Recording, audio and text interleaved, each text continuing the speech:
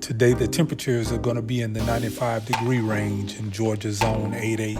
I'm going to show you what I'm growing in this summer heat and try to get as much as I can harvested before it gets too hot out here. Right here we have our black beans. Over here we have 3 types of eggplants. And in this raised bed we have some string beans. That's a quick glance at my spineless okra, but they're not ready yet. This is one of my 2 second-year brown turkey figs. They should start to ripen right about now. I call this my pallet trellis raised bed. In here I'm growing some black beauty zucchini, some straight neck squash, and some straight 8 cucumbers. Radish is the perfect companion plant for cucurbits, which will be your squash, zucchinis, pumpkins, and of course cucumbers. We're growing this for the leafy greens and not the bulb. Most insects would prefer the radish over the cucurbits, which makes the leafy greens the perfect catch crop. Squash and cucumbers are fairly easy to grow and they don't require a lot of nitrogen.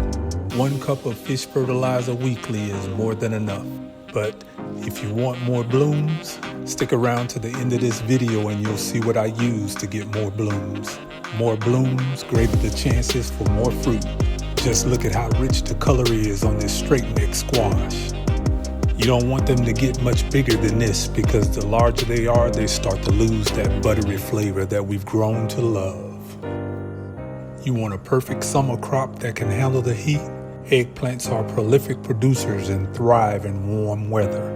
These are candy cane, and like most sweet peppers, they do well in temperatures up to 90 degrees. It's not uncommon for sweet peppers to drop flowers and fruit with temperatures in the mid-90s. Provided with shade cloth, they'll bounce back as soon as the temperatures start to fall. These are gypsies, and they'll start off looking like banana peppers, and then they'll blush orange, and from that orange they'll turn to a deep dark red. Now what's a summer garden without string beans? I get a family-sized serving of these every week, even in the high temperatures.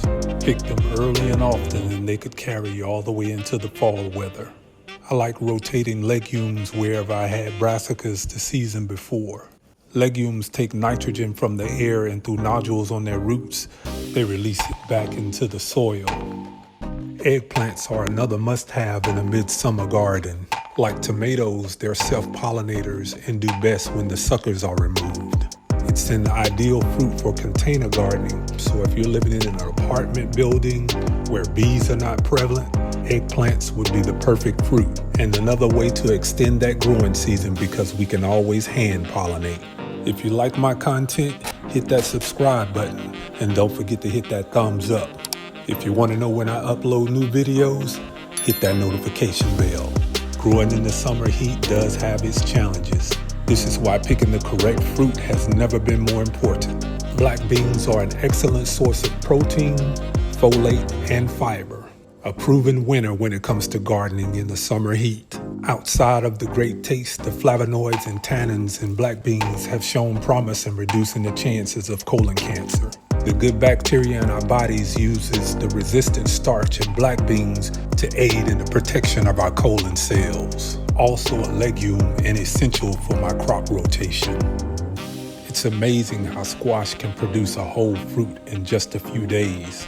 One of the easiest fruits to grow, yet attracts one of the most difficult pests to control, the squash vine borer. The squash vine borer comes from the larva of the Cichlidae moth, which emerges from the soil during the springtime as the temperatures start to warm up. One of the ways that I try to discourage the moth from laying its eggs is a 50-50 mix of turmeric and cinnamon paste. Whenever I prune, I pack the open wounds with this paste. Another way to battle the squash vine borer is to inject BT into the lower stalk of the plant using a syringe. None of this is a foolproof plan or guaranteed to work, but what it is, growing out the box. Here are those gypsy peppers ready to be harvested. And of all the sweet peppers, they've actually produced fairly well, even in this summer heat. So there it is, Alaska More Bloom 0-10-10. It's also a fish fertilizer. So if you want to produce more blooms, equals more fruit, and the plant that's more resilient in dealing with the stresses of this summer heat? This is what I use, growing out the box.